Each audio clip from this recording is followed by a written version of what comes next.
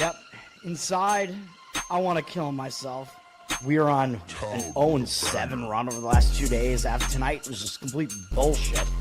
So that's how I'm going to start off this show. Horrible Sunday, 1-5. I don't even know what to tell you about that. I just don't want to do this anymore. I have never seen anything like this, man. With the slump continuing, 2 straight losses, not a good day at all. 0-4. I just have not had a good season, man. What kind of slump that I'm on? The slump continues. I've reached a new peak, actually. I'm going to burn my Bruins hat, man. I don't know what is going on with the Bruins. March 8th, is that what it is? I don't even know. It's March 9th, I think. Who even knows, man? I don't know what day it is anymore. I don't even know what day it is anymore, man. Back with you after the worst day that I could possibly have. Back with you, as I always am. Until I die, at least. 0-2 yesterday, and yesterday did not go well for me. 0-5. The worst month that I've ever had in my 18 years doing this. I don't know what to even tell you about this anymore. Broke the slump yesterday as the slump discontinues. The slump continues. Somebody fucking kill me, please.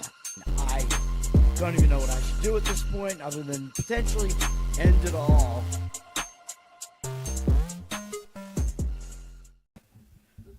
What is going on here? Oh, my God. There we go. StreamYard doing some weird things again because I was screen sharing for a second there. What's up, everybody? It's Toad back with you. Toadstool Sports. It is Monday, December 15th. I'm not happy about how the NFL happened yesterday. I thought I was going to do much better with the NFL. Not good yesterday at all. 1-2 on the show, and it was looking like it was going to be a really horrendous 0-3, where it looks like I have no idea what I'm talking about, even though I do. Luckily, we did get the one win there. Yeah, I mean, Arizona, not good, man. I mean, do you think I expected Houston to put up 40 points? No, obviously I did not.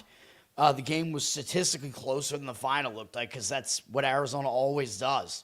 Like, that's what they're doing now. They get blown out, and then you look at the game statistically, like, how did that even happen? Like, this, it wasn't even really turnovers or anything. It was like, I just don't even understand how they lost by that much. And they were back within one score of covering it, like, pretty late in the game. So I'm like, just get a touchdown, man. Get within the number. But no, that didn't happen. They lost by 20, I think. Cleveland Browns, I mean, Shedeur Sanders, goodbye. Like, just get rid of him. People are saying, oh, Kevin Stefanski. And I agree Stefanski is an idiot. I mean, he has no idea what he's doing. He should be fired with these quarterback changes like last year, benching Jameis Winston for DTR. Where the hell is DTR right now? Who knows? Ridiculous. But yesterday, Kevin Stefanski intentionally gave Shedeur Sanders the wrong wristband with the wrong plays or something. I'm like, are you kidding me? Do you think that if he had the right wristband or whatever, do you think they would have won that game? They lost 31-3. Give me a break. Shedeur Sanders is horrible, okay? He is awful. I'm right about him. He sucks. He's going to be out of the NFL. I still don't think Caleb Williams is any good. He didn't really need to be yesterday. I mean, it just didn't even matter. The Browns are absolute ass. They are who we thought they were. I was trying to get that I'm going to try to get that clip, man. Dennis Green. Is that his name? Yeah, R.I.P. I'm going to try. I completely forgot. That's one of the most epic post-game press conferences ever. I need to get that as a drop, but I haven't done it yet. I could do it right now. And in this case, it's not the Bears who are who we thought they were. It's the Browns are who we thought they were. They fucking suck. I mean, I don't know what else to tell you about that. It was a spot to fade the Bears. The Bears are one of the most overrated teams I've ever seen. Doesn't even matter. Browns, ass. Fuck the Browns. They're a dead team. Their quarterback is awful. And then we did win with the Bills. Hey, man, it was never in doubt, all right? The Bills, they just decided to spot the Patriots 21 points out of the gate just to toy with them, okay? And it was hilarious that these Patriot fans, even though I'm started to kind of root for the Patriots again. I was not yesterday, obviously, but the game's 21-0. Patriots are like, you guys are talking, you're telling us we have a weak schedule. The Patriots aren't for real. They're acting like the game is over. And I literally was sitting there and I'm like, the Bills are still going to win this game. I said that when they were losing 21-0. I'm like, I don't care. They're still going to win. And they did. I was confident in that handicap, man. Maybe that one was actually my most confident of the three. The Bills outscored the Patriots 35-10 from then onwards for like the remaining 3 quarters or whatever, and absolutely dominated the game at that point on. So there you go. And 2 of the Patriots' touchdowns were like fluke long rushing plays where the Bills just, I don't know what happened on the Bills' defense there. Like the Patriots had 2 of their they have 3 touchdowns, or no, wait, what did they have? 4 touchdowns in the game, I think, right? And half of them, 2 of them were on runs that were over 50 yards long. I mean, it was just defensive meltdowns on the side of Buffalo there that really did that. So, I don't know. Josh Allen, he's still MVP caliber. Drake May, probably not worthy of it yet. He's probably not going to get there yet. There you go. The Bills win. I think the Patriots lose again next week to the Baltimore Ravens, who, by the way, luckily for me, I went 3-2 in my money super contest pool or whatever you want to call it, because even though I used my 3 plays from the show and those went 1-2, my extra ones that I added were the Baltimore Ravens and the Indianapolis Colts. So I'm like, yes, all right. Indianapolis Colts, there you go. Sam Darnold is ass. I told you he is. Seattle pulled that game out of their ass somehow. Phillip Rivers, considering he's literally been on the sofa for 4 or 5 years, he wasn't that bad against a Seattle defense that is pretty good. So, I don't know. Not horrible for Phillip Rivers yesterday. Also, the team looked kind of excited to play with him. I wish the Colts won, man. It would have been very exciting. It would have been awesome if they won. Plus, I want to be right about Darnold not being any good, so whatever. What can you do? And then we did win on the non-NFL plays were really nice yesterday. We got the win with Vancouver in hockey, which I think was a 2-1 win. And Brooklyn Nets tied their best win in franchise history, winning by, I think, 42 or 44 points in the game. They won every single quarter. It was a double-digit lead at the end of the first quarter, and they only padded the lead further after that. I believe Milwaukee didn't score for the final over 7 minutes in the game. Milwaukee never scored again or something like that.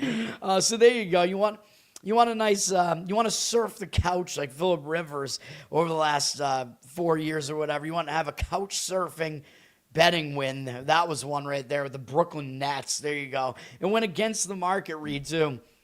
Nobody wanted the Nets yesterday except me. But there you go.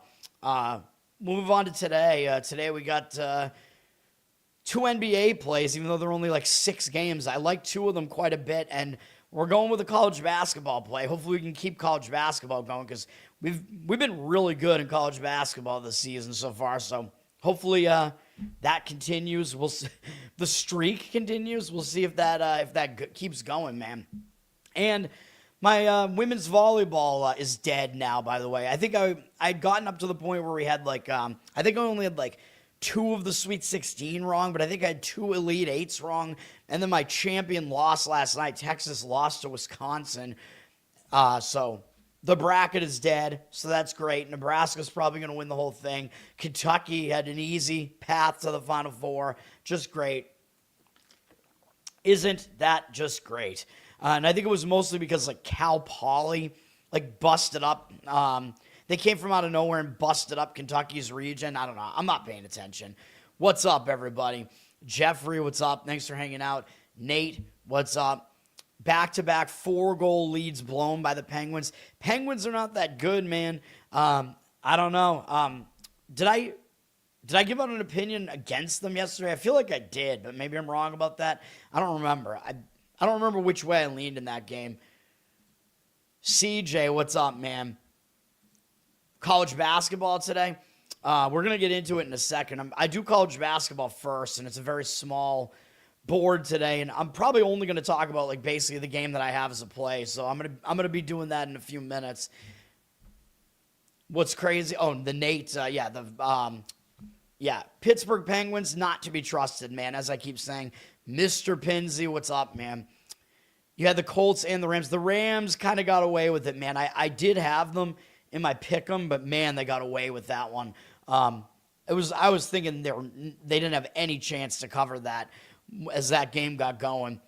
Colts, nice easy cover with the Colts, though. I mean, Seattle, you're not going to cover a 2-touchdown number when you score 18 total points in the game. Or Seattle scored 18 points, I mean. Holy crap.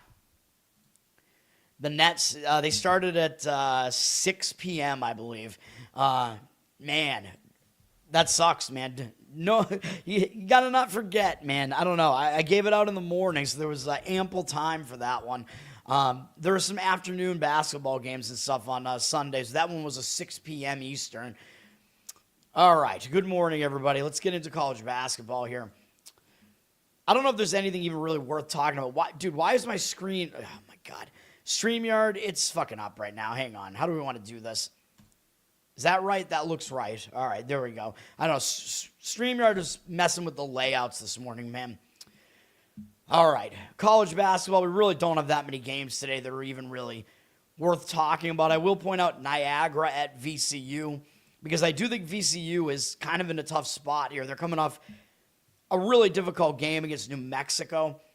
So that's a bigger game for them. They fell short in that game, and now they're coming off of that. Could see them maybe being in a hangover spot and not really paying attention to a really bad Niagara team. But the problem is VCU was a pretty big favorite in this game, so I could see it going either way, even though New Mexico is a pretty good team. VCU, the record doesn't look that good, but they're very battle-tested.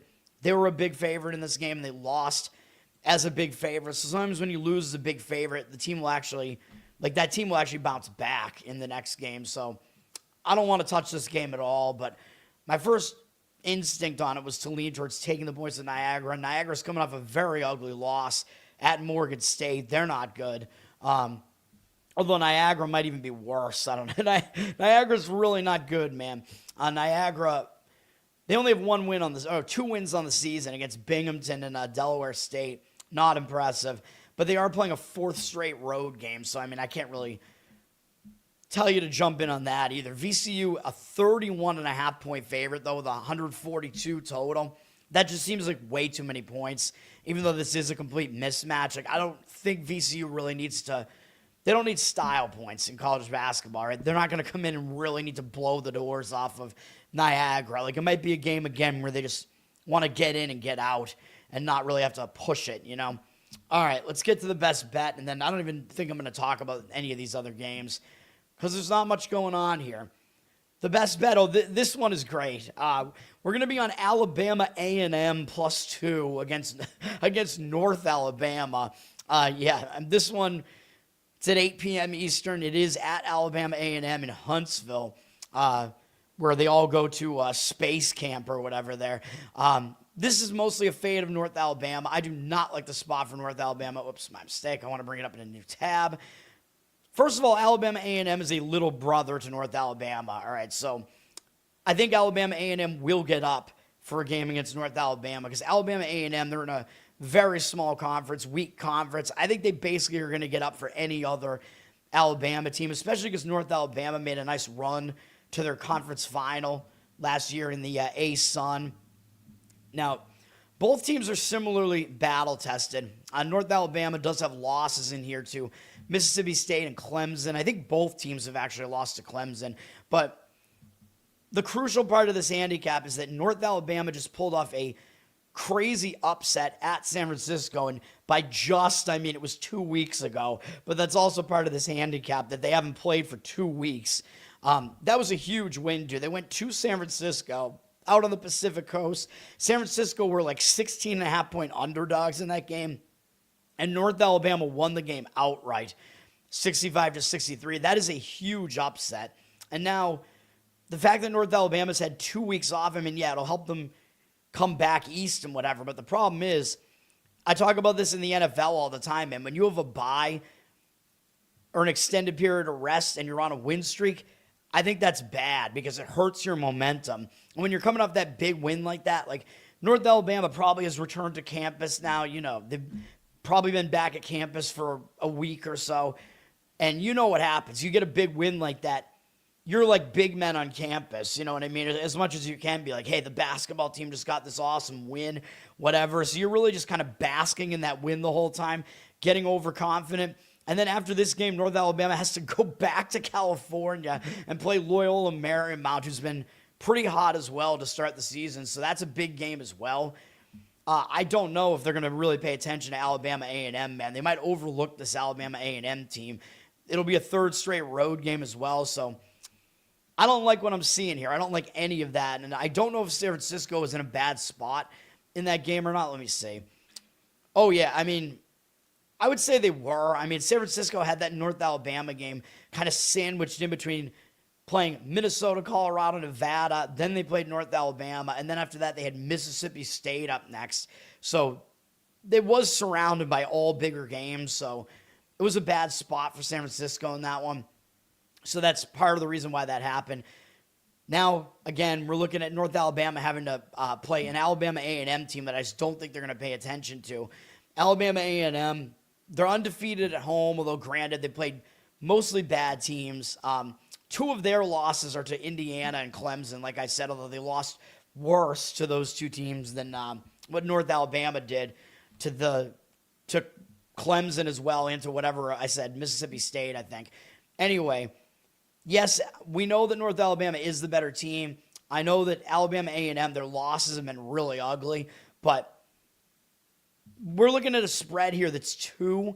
There's got to be a reason why it's only 2. You're getting North Alabama from a way better conference. They made it to their conference championship last year, and they're only laying 2 points on the road, or 1.5 now. So it's like, what gives? It's basically a pick-the-winner situation. Nobody's going to want to take Alabama A&M here. I will do it. I think they'll win the game. They do have a game against Ole Miss in 2 days, which you could maybe argue that's worrisome. Maybe that's a look ahead, but I just don't think Alabama A&M is going to overlook any in-state bigger brother, you know what I mean? So I think they're going to get up for this game. They bounced back off an ugly loss at Lipscomb by beating a non-Division I team, and they barely beat them. So that's another reason why I actually like Alabama A&M. Arkansas Baptist is who that team was. Alabama A&M probably should have blown that team out. I mean, a non-Division I team, you don't take them seriously. You should have blown them out. Alabama A&M was up by 18 at the end of the first half, and I think they just packed it in, and they only won the game by 8. So they had a pretty poor performance in that one, still got the win. So I think that's going to be kind of a momentum builder here, but it's also going to cause them to focus harder on this next game, you know what I mean? Because it wasn't a great performance there, but they still got the win. So I like teams that are in a spot like that. So Alabama A&M is the play. It's also a low total. Both teams play slow. Both teams are putrid offensively, especially Alabama A&M, though they're very bad offensively. But Alabama A&M, believe it or not, is actually the slightly better defense, according to Ken Pom. Very slightly. We're getting the 1.5. It's down from 2 with juice to 1.5, so the money seems to be agreeing with this one. We're doing it. Alabama A&M plus the points in that one. All right. And then we do have TCU is playing at 8 p.m. as well against Incarnate Word, who I believe is also in the state of Texas. So I think Incarnate Word will get up for this. I mean, it's a game against one of the big boys, too, so I expect them to show focus in this one. Incarnate Word coming off a loss at New Orleans, where I believe New Orleans was a favorite here. No, I'm wrong. Incarnate Word was actually a slight road favorite there. Interesting. So Incarnate Word, they're actually on the way up. They're actually not that bad out of the Southland right now. So there is the potential that they can hang in this game. The problem is they're bad on the road, 0-4 on the road. TCU, interestingly, all of their losses have come at home, though. And TCU is coming up beating in-state little brother North Texas, although they only beat them by 10 in a very ugly, low-scoring game, which, of course, is North Texas's MO. So I don't really want to fade TCU in this spot, really, although I kind of expect Incarnate Word to get up for this one, so I kind of lean towards taking the points with them. It's down from 19 to 18, the spread on TCU there. Total at 145.5. Just putting all the information out there. All right, let's go to NHL here. All right. Hopefully that was satisfactory, CJ. If you're still there, are you with me? You're gonna play Alabama A&M with me. FanDuel has money on Wyoming. I have no real opinion on the Wyoming game. Yeah, it looks like Wyoming looks like a public and professional play here. It looks like there's just no action on South Dakota State at all. Wyoming up from 4.5 to 5, 95% of the tickets, 98% of the cash on them. I have no situational read on this at all, but this game is in Sioux Falls, South Dakota, I believe. So it is a semi-home game for South Dakota State, and South Dakota State plays at Sioux Falls like all the time because it's a Summit League staple. Like they play their conference tournament there and whatever. So yeah, I mean there are definitely some advantages to South Dakota State in that game. I would not lay the points with Wyoming in that one. All right, we have hockey. Florida and Tampa Bay is the first game up. I'm not going to have any plays in hockey today, by the way. Florida and Tampa Bay is an interesting game. Of course, these teams faced off once this year already, and Tampa Bay got the win, and that was playoff revenge because Florida eliminated Tampa Bay from the playoffs last year. So that was a big win for Tampa Bay. But, I mean, regardless of that, I think both teams want to show up in this game. These teams don't like each other. Now, Florida's not exactly in the greatest spot as they're finishing a road trip here, already 2-1 on the road trip, and they just shut out Dallas on the road 2 nights ago, and now they're playing a 4th game in 6 days. So with all in different cities as well, including 2 in high elevation, and now they're coming from Dallas back to Florida. Not exactly the greatest spot here, although this one's still on the road at Tampa Bay. But I don't like this how the spot sets up, man. And if you smash Dallas 4-0 like that on the road, you're going to be riding a little bit high, man. So I don't really love the spot for Florida here. For Tampa Bay, even though Tampa Bay did beat Florida already this year, which was at Florida as well. So Florida does have kind of a little bit of a road reversal revenge angle here. Tampa Bay is returning home from a road trip, though, and you know I warn against teams returning from a road trip. I'm almost never going to be on a team returning home from a road trip. I won't automatically fade them, but I'm almost never going to play on them, and I'm not going to recommend playing on Tampa here either. Tampa's been on the road for a week. They did stay in the Eastern time zone, though, so that makes it a little bit easier. They played Toronto, Montreal, New Jersey, and New York, the Islanders, I mean. They were unable to get revenge over the Islanders, lost in a shootout. Now they're coming back home from that. But I don't think they're going to be unfocused. Like usually the handicap is when a team returns home from a road trip, they have to get back to family life. That can add like a distraction where they have to get back, do stuff at home that wasn't getting done, and they don't get to fully focus on hockey. I don't really see them overlooking Florida, though, right? I mean, it's Florida, back-to-back returning champs, still the team that eliminated Tampa from the playoffs last year.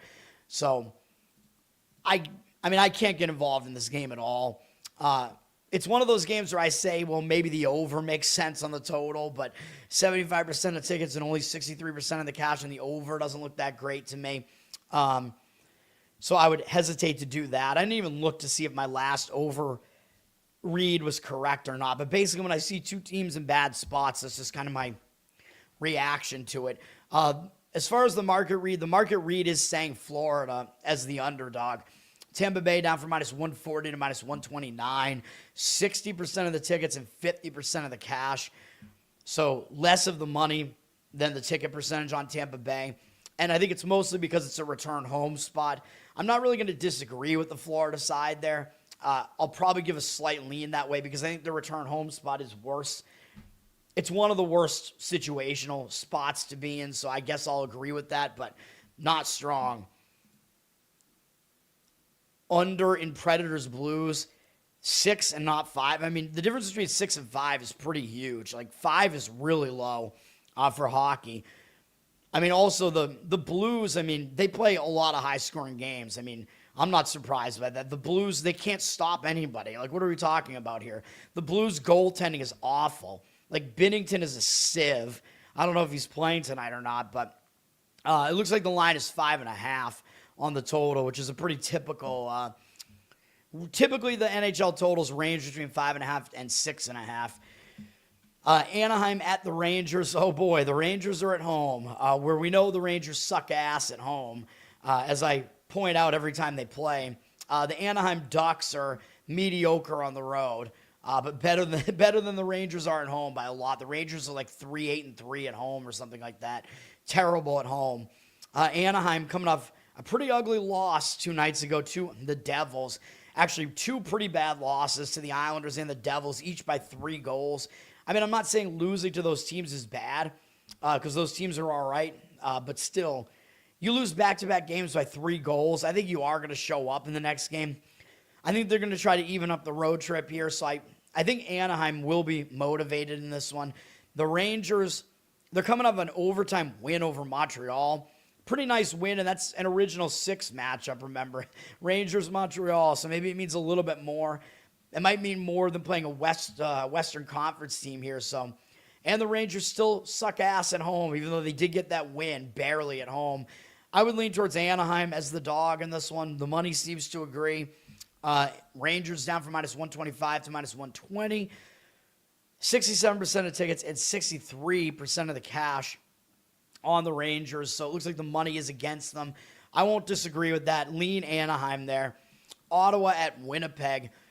Ottawa did not get the job done for our friend Saab the other day, losing at Minnesota, where I don't know if Minnesota had Quinn Hughes yet, but he killed my Bruins last night, so I'm not happy about that.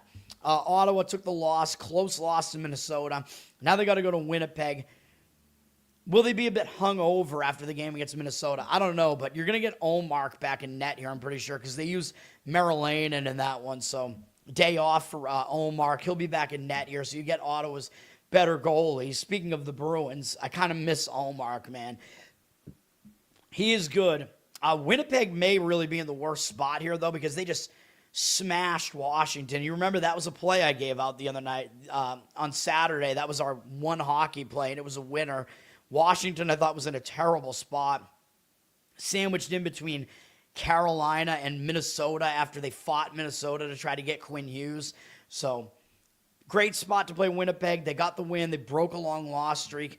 But are they going to be in a letdown spot off of a really, really big win over Washington, man? Maybe. I mean, that was a very, very satisfying win. Oh, and by the way, something I didn't realize, Hellebuck actually came back in that game. So, again, the reverse injured player theory is not really a thing when it's a goalie, because there's not really, there's no, chemistry thing that you really need, right? It's just like your goalie's back in net. He's awesome. He knows what he's doing. You know what I mean? So, it's not really something, it's not like the injured player theory in other sports. A reverse injured player. Let's just put it that way. I didn't even realize he was coming back, though. But he did. He got the win. Don't know if he's going to play in this game or not, if they're going to ease him back in. It's a tough game to handicap for me. No play for me at all. But Winnipeg up from -125 to -127 here. I don't know, man. I mean, I don't love Winnipeg off of that big win, though. So I kind of lean towards Ottawa there. Don't really see the percentages yet on that one. Don't love it at all, though. Predators scored 7 on Thursday. Neither team scores many. Yeah, but the Blues allow a ton of goals, though. That is definitely part of that is part of the reason why the total is where it is. It's 5.5 juice to the over and or 6. You're right, the money is coming in on the under, though. 83% of tickets on the over, 57% of the cash on the under. Money is coming in on the under. Nashville does play more under games. I don't know. I don't really trust it. I don't know who the goalies are going to be in this one. For Nashville, I actually, on the side, I disagree with the money here. St. Louis is down from -131 to -114. The money is all coming in on Nashville. 62% of the tickets on St. Louis, 62% of the cash on Nashville. I actually disagree with that. Nashville coming off playing in elevation at Colorado. Colorado got their revenge on Nashville, 4-2. There was an empty net goal in there, but the game was 3-1 late in the game, so it was not really that close. But still, Nashville had to play Colorado again. Now they're coming off of that, playing a lowly St. Louis team that Nashville just beat on the 11th, 7-2. So this is a bit of a quick revenge spot for St. Louis, which is a decent angle in hockey. And Nashville has to play Carolina next when they get home. I don't like it, man. I do not like how this sets up for Nashville. I do not understand why the money is coming in at Nashville in this one. St. Louis just broke a loss streak with a win over Chicago. I don't think they're going to be overconfident after beating Chicago. They do have a couple of days rest, which I don't really think is going to hurt any of their momentum or anything like that. They're going to show up against a team that just embarrassed them 7-2 2 games ago. So I would lean to St. Louis in this game. I don't know what the market is doing there. I mean, as far as the total, I don't have a good read on it. The money is saying under. You know me. I'm basically never going to play an under in hockey. There's almost never a circumstance where I'm going to do it because of the empty net goals that could just take it down. It's like walking a tightrope. Like, I don't understand. Like, there's no reason to ever do it. Like, there are just better ways to attack hockey. I don't think I'm ever going to give out an under in hockey. I don't know if I've ever even played one in my life. St. Louis will have Binnington back in net, I assume, because they've been alternating, which I think is bad. But take from that what you will, I guess. But if you look at his last few games, they allowed 7 goals. I mean, some of them he probably didn't allow, but 7 goals, 3, 5, and 4, and then 3. I mean, is that really the guy you want in net when you're playing an under? I wouldn't say so. For Nashville, I don't know if it's going to be Saros or not. He is their better goalie. It will be him. They used a Noonan in their last game, so Saros will be in net. So that is better, I guess. But I don't know, man. And I do lean to I do lean to St. Louis in this game, though. So, which I don't know if that is correlated to an under or not. Really, I would almost think Nashville is more correlated to an under because if you think Nashville is going to win, they're probably going to be keeping the game lower scoring, but I think St. Louis is going to win, so I kind of disagree with all of it. Like, if St. Louis is going to win, they're going to have to overcome Binnington being absolute shit. So I kind of see it being a higher scoring game, to be honest. But what do I know? I don't do hockey totals. But again, I think the better total, in my opinion, is over in Florida, Tampa Bay, but I don't love that either. Plus, that is a battle where it could be like a playoff atmosphere. So usually those types of games I do not want to look over. LA Kings are at Dallas. LA coming off 2 pretty ugly losses to Seattle and Calgary. Those are not good teams. They just lost to Calgary at home. LA has not been good at home this year, so they might be happy to just leave, go out on the road. They're starting a road trip here, so I think it is a good spot for LA. I mean, again, they're horrible at home right now. You have a bad loss at home to a bad team. One of the best things you could do is just get out of there, just focus back on hockey. They'll focus on Dallas. I mean, Dallas, one of the best records in all of hockey. Nobody's really going to overlook Dallas. Dallas, however, did just return home from a road trip, a quick 2-game road trip, and they got embarrassed by Florida, which I just mentioned a little while ago, 4-0. So, and lost 5-2 the last game of that quick road trip, too. So I think it's a bounce-back spot for Dallas as well. I expect focus out of Dallas in this one. This one, to me, sets up like more of an under. To me, the money is agreeing with that one. 62% of tickets on the over, 78% of the cash on the under. Both of these teams tend to play a lot of under-style games, so I think the under makes more sense in this game than the other games. With both teams, I think they're going to show up focus. Which usually means they're going to be focusing defensively, playing more intensely. Dallas down from -140 to -133 on the money line, but I don't really see any percentages that really give me any information yet on that one. Again, I think both teams are going to be focused, so I just don't know. I mean, in that case, I would probably lean with the better team, which is Dallas, but the Kings are really good on the road, man, so I would worry about that too. But I don't want anything to do with that game. If I was going to play that game, that is actually a situation where I would actually say the under is probably the preferred way of playing it, but I'm not actually going to do it. All right, NBA. We have my Boston Celtics against the Detroit Pistons in the first game up at 7 p.m. on Peacock. Now, this is a revenge spot for Detroit that might mean something because if you remember, and it happened in Boston as well at the TD Garden. You can get merch, by the way. They basically have Boston always has like shit poster merch men, if that makes sense, with the guys that would sell like the Yankees suck shirts outside of Fenway. Like they have other merch, and they have a Titty Garden one that you can get outside of Boston. You can get it in Celtic or Bruin colors, I believe. But yes, that is where this game happened, where Detroit lost their chance at a franchise record 14-game win streak. That's what they were going for a little while ago. The Celtics ended it and beat Detroit after Detroit had 13 straight wins. So you know Detroit's going to remember that, and they're returning to the scene of the crime. They're going to want to get this win. So I expect focus out of the Pistons in this one. Pistons, probably not as good as their really good record looks, though, man. They do have a couple of days off. I don't really think it's going to disrupt their momentum, in my opinion. I mean, starting a road trip in such a big game like this, I think they're going to show up for it, even though they are coming off a blowout win over the Atlanta Hawks, which normally I would say is a pretty satisfying win, but I don't think they're that satisfied because of what the Celtics did to them the last time. Celtics could be a bit hungover because they did just take a loss that ended a win streak for them. And I talk about it a lot of times when a win streak ends, you'll be hung over into the next game.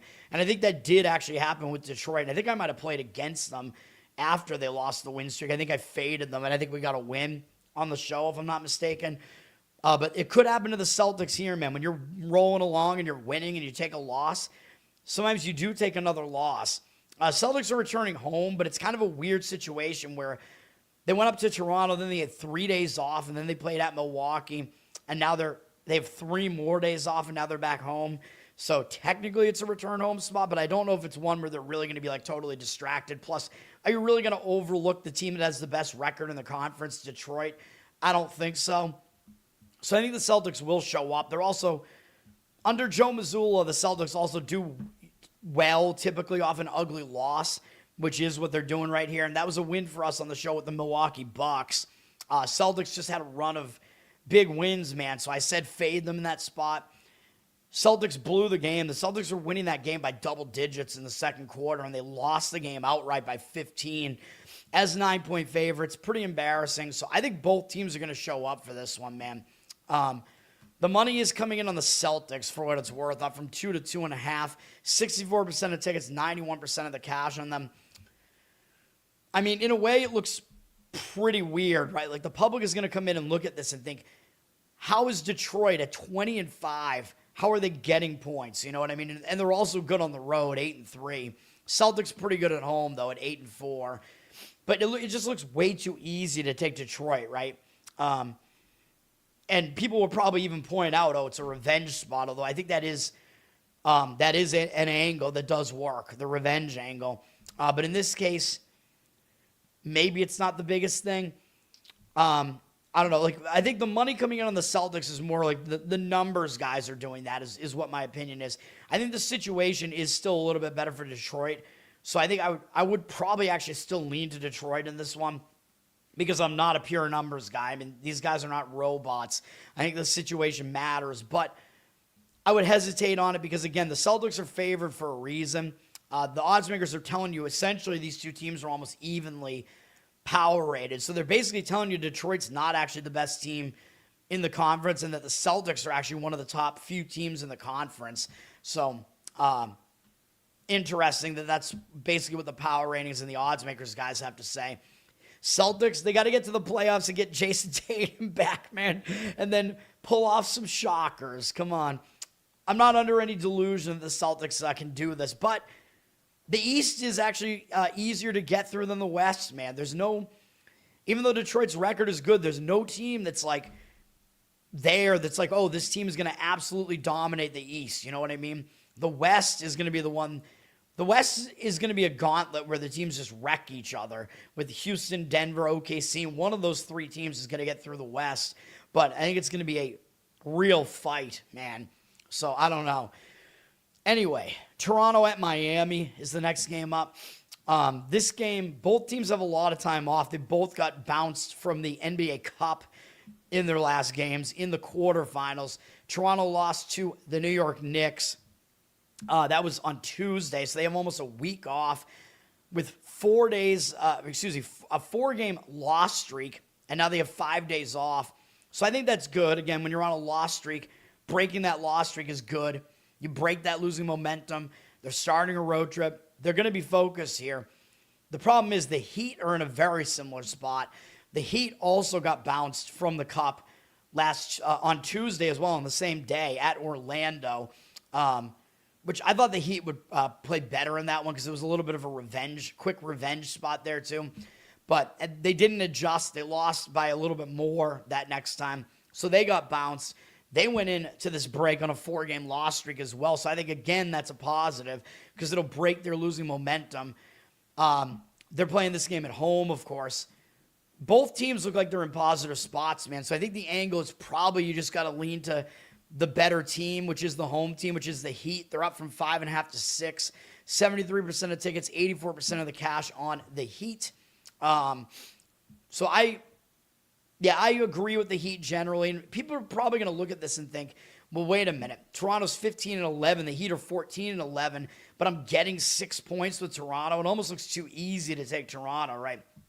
But the market is telling you the Heat are the better team. The odds makers are telling you that. And remember, the Heat were without their 2 best players for like a majority. Like they haven't had their 2 best players in the lineup almost the entire season. You know what I mean? Like Hero was out all the way up until like for the whole season up until like very recently, and Adebayo's missed significant time as well. So now that the Heat are intact, yeah, they're definitely a threat in the East, and they're also really good at home at 10-3. So I don't exactly want to buck that team. It's in a good spot too. So that would be my opinion there. Zach, what's up? Thanks for hanging out. Players spend their cup money. I don't know. I mean, do they get money just for participating? How does that work? I don't even know. I don't even know if the players get that money right away. Like it probably goes to the team, and I don't know how it works. But I mean, for the players, that extra money like doesn't even mean anything. Like their contracts are so big. It's like I think they just don't even like that amount doesn't even register to them. Probably, you know what I mean? Like I don't think that's the case unless we're talking about Antoine Walker bankrupting himself, but that was after he retired. He couldn't. He had no idea how to money manage. That's the thing with these athletes, man. They make all this money and then they retire, and they think there's going to be that constant flow, and they just have no idea how to manage their money, and they just blow it all. You know what I mean? Dallas is playing at Utah. This is a weird one. Dallas coming up beating Brooklyn, although it was not an impressive win. I thought they wouldn't cover because Dallas had a huge win over Houston the game before that, although they had pretty significant rest coming into the game against Brooklyn. Now they have a weird single-game road trip into high elevation, and then they get the Pistons after this. Looks like a spot where they might get caught, man. It's a weird spot, although they did play in Denver not that long ago and won outright, so they're not a team that's going to be fazed by playing in high elevation at the very least. Utah is better at home, though. I mean, Utah, I think, has 5 or 6 of their 9 wins at home, so they're definitely better at home. But Utah is coming off an upset win at Memphis, which was Memphis, I believe, with Ja Morant, but not with Zach Edey, I believe. Utah pulled off the win there. Now they're coming back home from that. They have the Lakers next. So I don't love how this sets up for Utah either, man. I think both teams are kind of in weird spots. They're both in bad spots. I don't know which team I would want, really. The money looks like it's saying Jazz. Mavs are down from 2.5 to 1. I don't really see percentages that really tell me much yet. I guess I will agree with the Jazz side, but I don't have a strong opinion. And, of course, that means my 2 NBA plays are both of these later games. So that's what we're going to get into now. And then I'll talk about Monday Night Football, and then we'll end the show. They expect to win and spend it already. I have no idea. Don't know if that is relevant at all. Put cup money on Reddit roulette. Very, very stupid thing to do, obviously. Again, yeah, they have no money management skills. I mean, I don't play roulette at all because I know that, like, there's no way that you can win long-term at it. The odds are against you. There's no skill involved. The house wins. So I can't do it. I only play where I think I have an edge, where skill can actually get you wins, and that is sports betting and poker. And I guess there is a way to do it at craps, but I'm not good at it. So I stay away. And I guess you can technically kind of do it at blackjack. But otherwise, yeah, I'm staying away. Dallas is coming together. Utah has a big guard doing their scoring. Who does Dallas have at point guard right now? Still nobody? I mean, I don't know. I would slightly lean towards Utah in that game is all I'll say about that. George is the big guard. Yeah. I don't know. I mean, Dallas is still kind of a mess to me. Utah is fairly tough at home. Houston at Denver. This is the first play that I have here. Best bets time again. Here we go. First one up. We are going to be on the Houston Rockets plus the 1.5. You could probably go money line on this too. It's down from 2 to 1. Not really. I mean, there is a little bit of a difference because 2 was a full bucket in the NBA, but I did not see 2 anywhere. So the money is moving towards the Rockets. I'm going to agree with this. The odds makers are basically telling you Houston's actually the slightly better team here. 78% of tickets and only 62% of the cash on the Nuggets. The public is coming in on the Nuggets because they got Jokic. They got the known quantity, man. The Nuggets have the name players, you know what I mean? So the Nuggets are going to be the preferred side by the public. But the Nuggets have actually not been good at home this year, really. They're actually better on the road. The Nuggets are 6-4 at home. And Houston, I think they were really good on the road last year, and they're really good on the road again, 8-4. So Houston is actually a better road team than the Nuggets are a home team. So that's something interesting of note. Houston also just lost at home to the Denver Nuggets. A while ago now, but still it sets up kind of a road reversal revenge angle here. You know they're going to remember that. That was a big game. I actually liked Denver in that one, and Denver got the win. The spot was a bit better for them. Now, since then, Houston's only lost one other game, and it was a zigzag spot at Utah where I don't think they showed up after blowing out Utah in the first of the two, which was a loss for us on the show in that first game against Utah, but Houston's definitely going to remember that. Oh, no, then they did lose to Dallas, too, my mistake. But they're definitely going to remember when they only have a few losses over the last month or so. They're going to remember that one of them was that huge game against Denver. They're coming off a bad performance against the Clippers as well, where Houston was a pretty big favorite in that game against the Clippers, and they only won by 2. So I think they were already looking ahead to this road trip, man, looking ahead to Denver, because normally you'd think Houston would bounce back after losing to an ugly Dallas team. They didn't, but now I think this is going to be the supreme focus spot for Houston here, man. Starting a road trip, that's usually a focus spot when you start a road trip. They're coming off a lackluster game at home. That's a good thing, I think, as well. The fact that they have extra time off here, I don't think is a negative in this case because they weren't really on a win streak because they had lost to Dallas the prior game. They didn't play well against the Clippers. They're going to be focused here, man, whereas for Denver, I do not think they are in a good spot. Denver's returning home from a road trip where they have been on the road since Wednesday, December 3rd. They have not played a home game since then, at least. So they're returning home now, and I talk about it. The return home spots, they're bad. Teams, a lot of times, they get settled back in at home, especially with Denver, because Denver's had extra time off here as well. But I think the extra time is a negative here. And the fact that they're returning back home, you get back to family life. You have stuff to do back at home. Denver's on a 4-game win streak as well. So I think the extra time off will actually hurt their momentum as well. Because, again, it could stop that winning, momentum that they have here. Sure, they should be focused against Houston, but I just think the spot sets up a lot better for Houston here. So that's what we're going to do. We're going to take Houston in this one. Denver, they also haven't been impressive recently, man. They lost to Dallas as well, just like Houston did. Denver did it at home. And then Denver's wins were against Indiana, barely beating Atlanta, and then Charlotte and Sacramento. Except for Atlanta, the rest of those teams are not good. So now they're stepping way up in class to face Houston. And in the last game, Denver blew Sacramento out on the road, winning by 31 points. So that's what they're coming off of, whereas Houston's coming off of barely scraping by a complete mess of a Clipper team at home. So, yeah, it all sets up nicely as far as I can see. Houston is the play in that one. All right. They're replaying it on Saturday.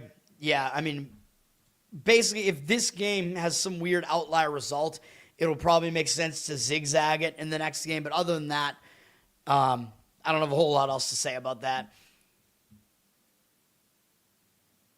Doubling up on red or black. Well, roulette in general never works out. Like, that's just the way that it is. The roulette wheel has 0 and 00 on it. So you're done. Like, the odds are not in your favor.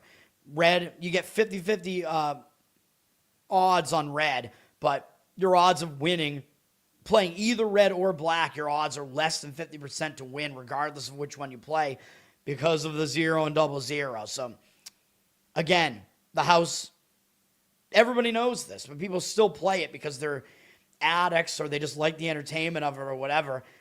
I don't like it. Again, I'm not going to put my money where I don't have an edge. I can't do it. It's against my values, so I can't do it. And against my autism. 6-game road trip, but they're playing on Christmas against the Lakers. Yeah, the NBA Christmas Day thing is a big thing. But yes, I mean, it's a big road trip, I suppose, as well. But this is a huge game for the Rockets, so I expect them to show up here. And then, oops, I got rid of the NBA schedule. Hold on. The last game, we do have a play on this one as well. Whoops, I got rid of the NFL schedule now. God damn it, dude. Hold on a second. My voice is also failing again. I need to figure out a way to, I don't know, not talk as loud. Or when it's winter, my sinuses are also terrible. I don't know what to do here, man. Memphis at the Clippers. I just talked about the Clippers and Memphis a little while ago, so you might know which way I'm going with this. And it is Memphis plus the points, Memphis plus 4.5. We're going to fade the Clippers here. Clippers are a disaster, and I know it looks too easy to take the points with Memphis. Usually I'm not going to do something like that where, oh, Memphis is the better team and they're getting points, or they look like they're the better team. They have the better record. At 11-14, the odds makers are actually telling you the Clippers are the better team by the fact that they're favored by 4.5, even though they're only 6-19. So I know to the public eye it's going to look too easy to take Memphis, but this is a situational spot where I'm going to do it anyway.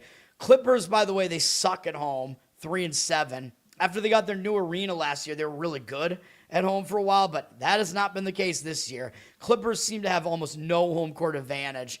They suck at home. Memphis is okay, at least on the road, at 5-7. For the Clippers, they're in a terrible spot. They're returning home from a road trip. So yet again, I'm going to reiterate that when a team returns home from a road trip, in this case, they were on the road since Monday, December 1st. And I mean, I don't think they really did come home at any point during this when they had a break. And if they did, they had to go back out to Houston in the middle there and then come back home again. So at best for them, they're crisscrossing the country.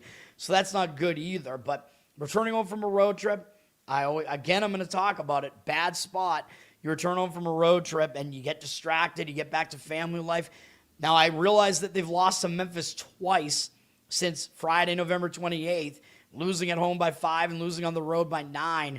But maybe Memphis just has their number, man. I don't know.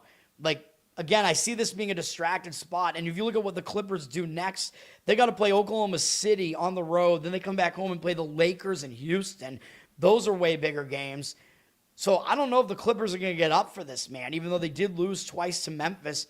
And the other crux of this is that look at how the Clippers finished the road trip.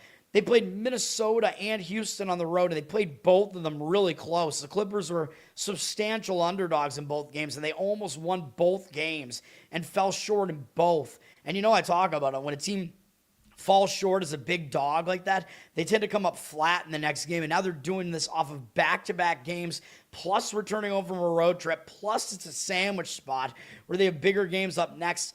This is an awful spot for the Clippers, dude, and they just suck right now. So, yeah, it's all coming together. Memphis, on the other hand, as I just mentioned, they're coming off a loss as a favorite at home to Utah. Ugly loss, man, at home. And by the way, that was the return of John Morant, so I warned about that. It was a weird spot where Memphis had lost Zach Edey, but John Morant was coming back. And yes, Zach Edey is still out in this game, I know. But LA, I mean, I know they have Zubac and whatever, but LA, I mean, they seem to be kind of unfocused here, man, because it seems like Zubac is kind of on the trade the trading block right now. So I don't know. I mean, I think there's a lot of mental things going on with LA right now, man, with the Clippers. For Memphis, again, they're coming off an ugly loss to Utah. They won't let that stand. They're starting a road trip, which I think is going to be a focus spot. Couple days rest here. I think they're going to show up for this one off of such an ugly loss. But as I was saying, that was the return of Ja Morant. And I know I talk about how he's a chemistry killer.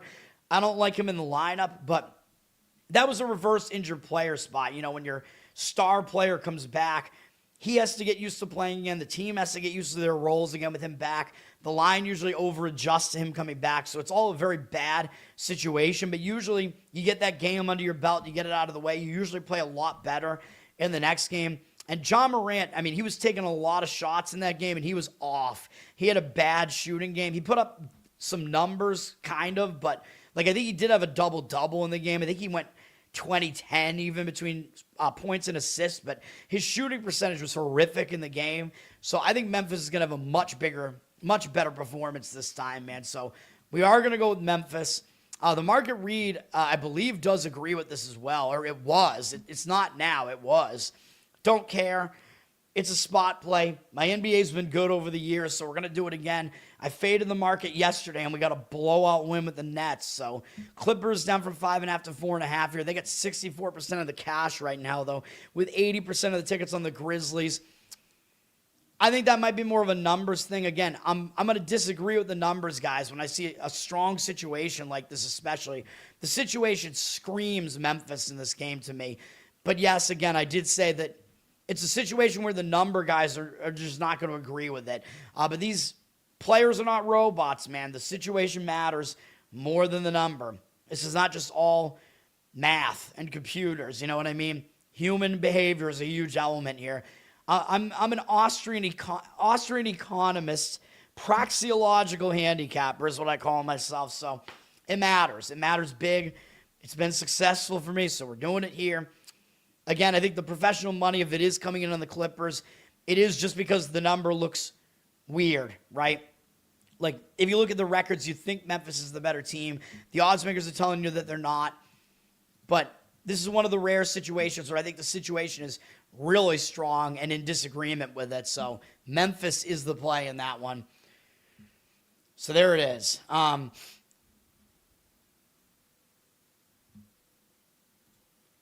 Remix Dr. Love to calling Dr. Love to calling Dr. Toad for a new intro. Maybe. I mean, I don't know. I mean, I might have to. There might be some copyright issue there. Clippers have to see the grandchildren. Yeah, James Harden probably has a bunch. Is the vig in gambling like the zeros on the roulette table? No, because in roulette, there's no way that you can give yourself an edge.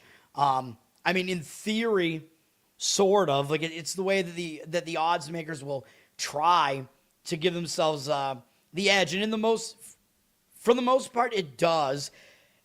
But that's because the public bettors are stupid. So in roulette, there's absolutely no way for you to get an edge. It's complete luck. The odds are literally what they are. It's entirely probability. For sports betting, no, and because of what I just said, like you can use skill to win long-term in sports betting because it's really hard to quantify human behavior. You know what I mean? Like a roulette wheel, literally the odds just are what they are, and that's it. There's nothing else about it. But with sports, there are angles that you can find all over the place that might not be accounted for or accounted for enough or stuff being over-accounted for. In sports, what the odds makers are trying to do is they're trying to collect the vig in most cases where their goal is to split the action 50-50 on each side of a bet so that if either result happens, they're going to win based off of just the vig. But it doesn't work like, I mean, it does work like that in that the public is so stupid that the casinos still win long term because the public doesn't know how to beat them. But it is beatable if you know what you're doing, which, I mean, I think I've proven that over the course of almost 2 decades. And there are professional bettors out there that have proven that as well. That's why professional sports betting exists. There's no such thing as a professional roulette bettor because it's impossible to win long term in roulette. It is certainly possible to do it in sports. And that's why Casinos will kick you out if you're a winning sports bettor. They're not going to kick you out if you play roulette all the time because you can never beat it. So it's like playing slots. You can't beat slots either. You know what I mean?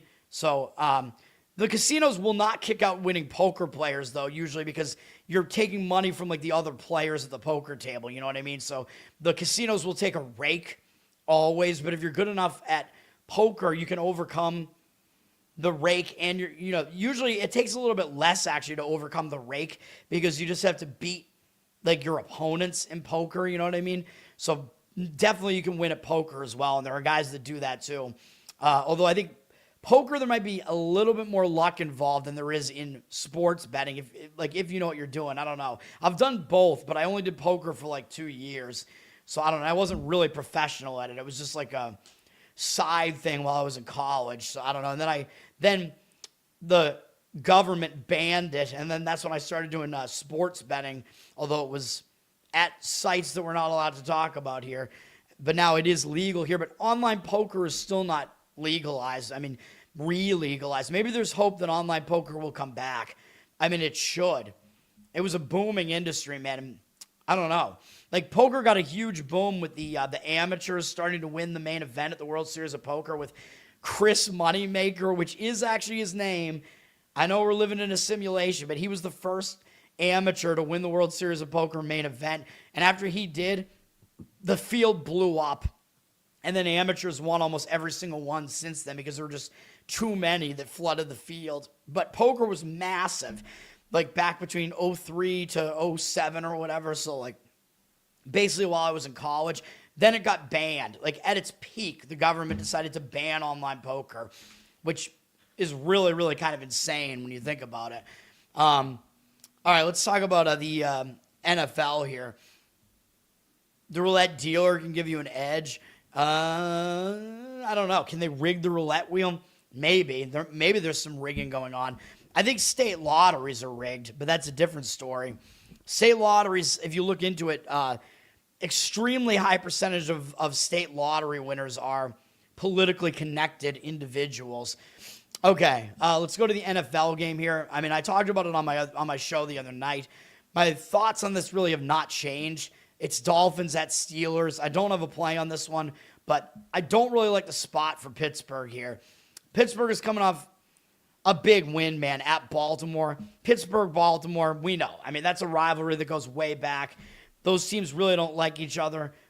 More often than not, it's a close game, and it was playoff revenge for Pittsburgh. This was the first time these two teams matched up this year. Baltimore eliminated Pittsburgh last year from the playoffs in Baltimore, and it was pretty embarrassing. It was a double-digit, easy win for Baltimore. Win and cover. It was the only game between these two teams that was a win by margin, I think, over the last multiple years. Big win for Pittsburgh there. And it was at the scene of the crime, too. It was at Baltimore, so even bigger. But Baltimore was the favorite here. And if you look at what happened in this game, it was misleading. Like I talked about the other night, Baltimore outgained Pittsburgh by over 100 yards in the game. They out-first downed them 22-13. They outpossessed them by over 7 minutes, 7.5 minutes basically. So how did they lose the game? I mean, they had one turnover, which isn't really that significant. But Baltimore should not have lost this game, man. And we know that they also kind of got screwed by the refs at the end of that game with that likely, which I thought was likely a touchdown. I thought he caught it, man. I thought he had it in his possession, both feet. I don't even think he needed, did he need both feet down? Is that still, I guess that is still the rule, but he was in the middle of the end zone, so he really just had to maintain possession of it because his feet were going to be down. And then the ball got swatted out of his hand, but I think he had it, man. I think it was a touchdown, bad call. So now Pittsburgh's coming up with all that, and yes, maybe they'll be motivated because people are saying they shouldn't have won that game, but I think more than likely, hey, likely again, pun intended all over the place.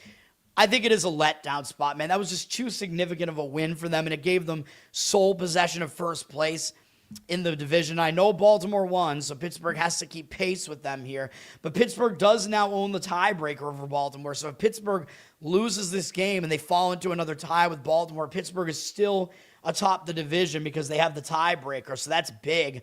Next week, they got the Detroit Lions, which is kind of a bigger game, too. And then they finish it off with divisional games against Cleveland, although it is Cleveland, and Baltimore. So this Miami game is really the game that means the least on Pittsburgh's remaining schedule. For Miami, I know Miami's kind of the hype. Everybody's talking about, Miami's going to make the playoffs, man. They've won 4 games in a row. And, yeah, I mean, the last 3 wins were against Washington, where they shouldn't have even won the game. They barely beat New Orleans, and then although they were winning that game by more, I guess, so it was a little bit of a misleading result there. They won that game more easily than it looks like. And then they did crush the Jets, but it's still the Jets. So, I mean, their last 3 wins were all against bad teams. So they are stepping up in class to face what I think is a mediocre Pittsburgh team here. But the thing is, it is on the road. So, and I worry about that for Miami, which I'm going to talk about in a second. I did already talk about it the other night. Now, Miami does need to win. Like, if they think they're going to have a chance at making the playoffs, they got to keep winning every single week. But that's better when you're an underdog. You know what I mean? Like, when you're a favorite and the odds makers have to push the line in your direction and you're going to be overvalued, that's not a team that you want to look at. You know what I mean? But with Miami, even though they're in must-win, they're a road underdog here. So if you think a team is going to give you effort and they're an underdog, that's a different situation totally than being an overvalued team with all the pressure on you. You know what I mean? Like, I think Miami right now, they're just kind of playing loose because I don't think they legitimately think they can make the playoffs. I think they will show up for this. It's a Monday night game. And you know I talk about that. When a team is possibly dead, like Miami kind of still is, they will show up for a Monday night game against the Pittsburgh Steelers, you know. Now, my issue with it, because I lean to Miami plus the points in this game, but I got an issue, and that is the weather. And I think it is significant, given what this matchup is. It's not going to be as bad as it looked, at least. It looked like the forecast was saying it was going to be in the teens, 19 degrees. It looks like it's going to be 22 now, but that's not that much of a difference, man. It's going to be a night game, and I'm still seeing reports saying it's going to be like -7 degrees wind chill. So it is going to be real cold still, and Tua is not good in cold weather. Miami, they don't adapt well to the cold. Tua especially. Miami with Tua, they're 0-5, I believe, both straight up and against the spread in freezing weather games. And this game is going to be the coldest one that I think they've participated in, other than the one in Kansas City in the playoffs a couple years ago that was just unbelievably cold, which was the same game where those guys died outside of that guy's house in the cold. You remember that? Like, they were all drinking, and then I don't know what happened. And 3 guys died. You guys remember that. That was during that Kansas City game, because I know it was in the Kansas City area, and they were at the guy's house to watch the game and probably drink and do drugs, and bad things happen. But yes, but Miami did not adapt to the cold well in that game. I gave out Kansas City as a play in that game on the show, even though Kansas City was kind of a public side there. I worry about Miami in the cold, man. I'll probably pick them in my pick'ems, even though, again, I already used up my pick 5, and I went 3-2, so I'm satisfied with that. So I don't have to use Miami. I can't use Miami, but I'm already done with it anyway, so I don't need to. Didn't really want to anyway. I'm going to go 8-8 if I lose this one in my main pick'em where you have to pick every game, though. So I'd prefer to not go 8-8 on a board that I really liked this week. But it's the way that it is. It's 3.5 on ESPN Pigskin Pick'em, so you're getting the better of the key number of 3 if you pick Miami there. So I'm going to still do it, but I worry. I worry about the cold in this one, man. Slight lean to Miami in this one for me. You'll be able to get 3.5 on them if you really want to play Miami. Steelers are up to 3, -120 here, 3 with juice. Probably 3.5s are out there. By game time, they will be, because the public will come in on the Steelers for the most part. 60% of tickets, 60% of the cash on them for now. Total, not a whole lot going on. 61% of the tickets, 59% of the cash on the over. It actually went up a little bit to 42.5. I think the under does make sense in this one. I mean, both defenses are not good, though. I mean, Miami's defense is real bad, and Pittsburgh's defense is overrated because people always think, oh, Steelers, defense. They got TJ Watt. They always play defense. But that's not really the case. Their defense has been really poor this year, like well below average. But all that being said, I think the cold impacts the offenses more than like if it was snowing or if it was like a slick surface. A slick surface actually kind of helps the offense because the defense can't react fast enough. You know what I mean? It affects their reaction time and they slip. But when it's just cold, the cold affects like the quarterbacks throwing the football. You know what I mean? So the cold is worse. It affects throwing, kicking. So I think it is going to be more of a run-based game here. But I think that also helps the Dolphins because the Dolphins, I believe they're going to have Achane back in this game. I know he's been dealing with some injuries. I think he will play. But even when he was out, whoever the guy was who filled in for him the other game looked really good. So the Dolphins, they can definitely still run the football. The Steelers really do not have a good rushing attack, man. I mean, who are their runners? Like Jalen Warren and Gainwell? And I have Gainwell on my fantasy team. By the way, is one of my bench running backs. And I might have to use him in the playoffs because Woody Marks might be hurt. Oh, my God. But I have Jonathan Taylor and Rico Dowdle, so who knows. I lost Mahomes, though, so isn't that great? I'm on a bye week, and I lose my fantasy quarterback to a torn ACL. Fuck you. Oh, my God. Dude, all I have to do is win one game, and then I'm at least in the money here, and I'm probably going to lose. I have to pick up a quarterback, and it's going to be entirely matchup-based. I have to look at who the available quarterbacks are. There aren't that many in my league because it's a competitive league, and people hoard quarterbacks. Even the people that are out of the playoffs, they're trying to win the consolation round or whatever, so they don't get the booby prize. So it's going to be slim pickings at quarterback, man. Like, what the fuck am I going to do? Pick up Phillip Rivers? Probably, man, there's probably somebody better than that, but still, it's bad. It is bad times, man. So we'll see what I can do. I got to look at it tomorrow. I got to figure out what I'm going to do for quarterback. But anyway, lean to the Dolphins here, and I would slightly lean to the under in this game as well because I think the teams are going to try to run the ball more in this very cold environment. And that's it, finally. Over an hour here on a small board. There you go. Whew! All right, my voice, man.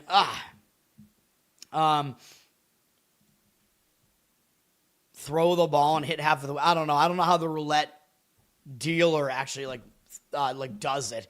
But, I mean, they spin the wheel and then they let go of the wheel. So I don't know how they could really determine that unless the wheel itself is rigged. Eagles could have scored but got stopped. I did not like the over in that game at all. I'm not playing overs in any Eagles game at all. That Eagles offense is pathetic.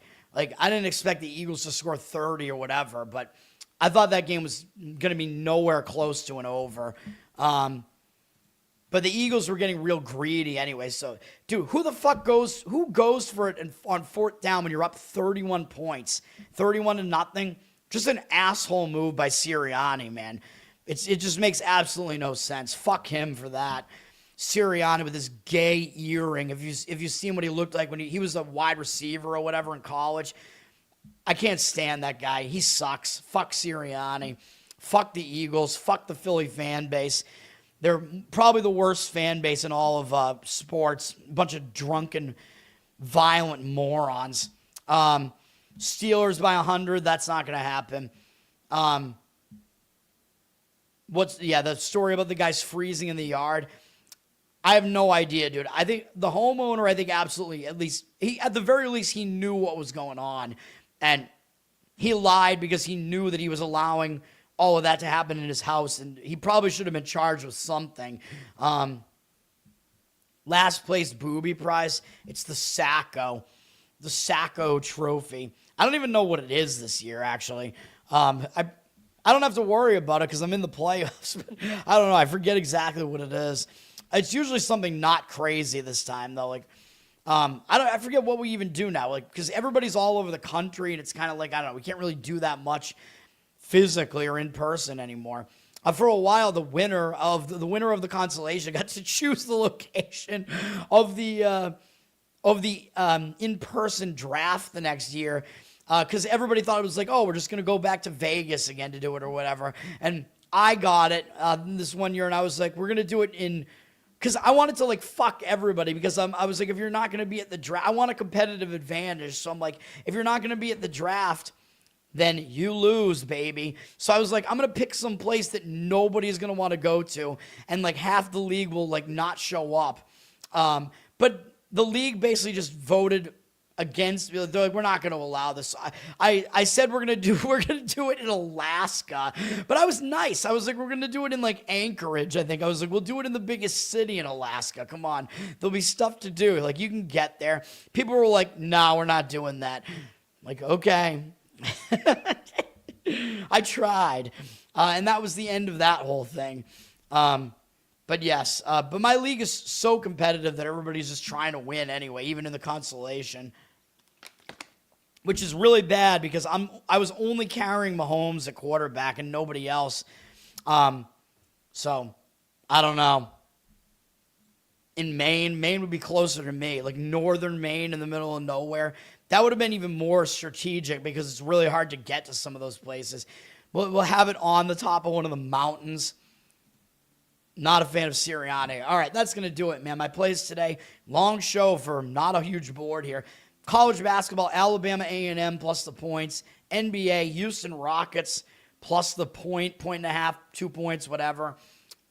Memphis Grizzlies plus the points as well. Those are the 3 plays. That's it. Let's have another winning day.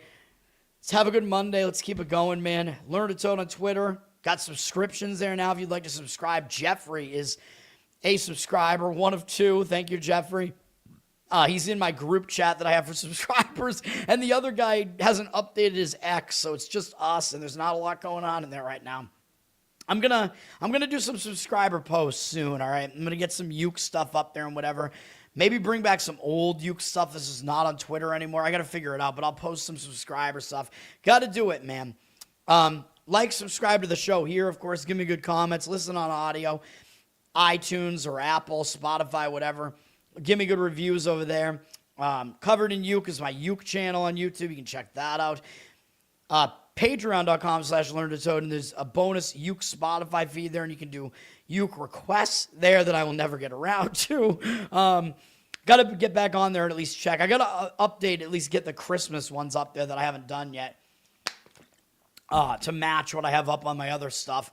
Losercast, we're back tomorrow with episode 3. You can check that out. It'll be on the Losercast YouTube at, I think, 10 p.m. Eastern after Legion of Skanks. We are the Legion of Skanks after party, man. So go check that out. The Giants podcast that I'm doing with Ben has not started yet. I mean, he said something about having to get his setup like in working order. I don't know what's going on exactly, but I'm assuming I'm going to hear from him at some point. But me as a Jackson Dart fan and Ben as a Giants fan, it is not good times right now. So I don't know. Maybe it'd still be fun to just have a show where we're, just ranting about how bad the Giants are. But I don't know.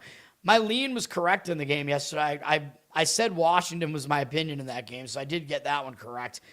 Isn't that great that my 2 weakest opinions on Washington and the Rams were both correct yesterday, and some of my strongest ones were wrong? That's awesome. I love when that happens. That's going to do it for now. Thanks for hanging out, everybody. I'll be back tomorrow morning, and peace. And we have more college football bowls tomorrow as well. The bowls start up again. There's one tomorrow. And then the one that I really like on Wednesday, although we missed the best number on them, but I might give it out as a play anyway. We'll see. But hopefully the line at least goes back up a little bit and gives us some more value. So, yeah, Giants, the fans are just not showing up for that. They should give Jackson Dart something, though, man.